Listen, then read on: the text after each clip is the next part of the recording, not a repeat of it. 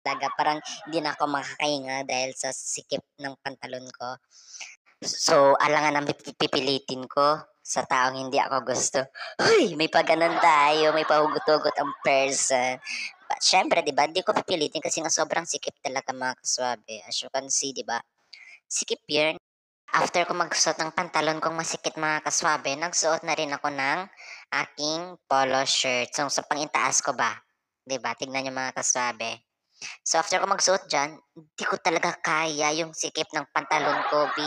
Oo, mga kaswabe, hindi ko talaga kaya. Kaya, pinalitan ko na lang dyan mga kaswabe ang pantalon ko kasi yung sobrang sikip talaga as in.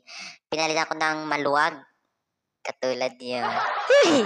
May paluwag-luwag pang nalalaman. But anyway, so mga kaswabe. After ko dyan magsuot mga kaswabe, so siyempre anong dapat gagawin? Aalis na, 'di ba? Umalis na ako diyan mga kasabi, pupunta na ako sa simbahan namin kasi nga magbibihis pa ako. Kasi hindi pa ako nakabihis diyan eh ng costume talaga ni Saint Ambrose na kagayahin ko na patron namin. So, sabayan niyo ako. Fast forward natin mga kaswabe. So, pagdating ko sa simbahan, nagbihis na din ako.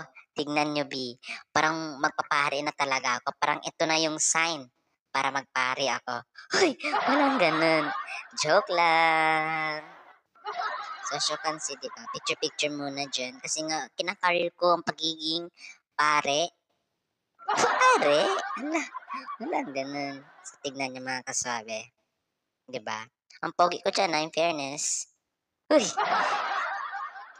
So ayun, fast forward natin mga kaswabe. Nag-start na dyan yung mass, 'di ba? Mga 1 hour, around 1 hour. At syempre natapos na din. After, tignan nyo, pagkatapos ng mass, nag-prepare na kami para magpa-parade. Mag-parade kami sa labas. Pero sobrang init talaga dyan mga kaswabe. Sobrang init. Kinakaya ko na lang kasi nga parang makaya naman. Uy. So ayun, tingnan nyo, katapos lang dyan ng mass. So syempre naghahanda na kami para lalabas, 'di ba? So sabayan nyo kami mga kaswabe, sabayan nyo kami. So ayun, nasa labas na kami dyan mga kaswabe, nagwo-walk-walk na, magpaparade na kami dyan.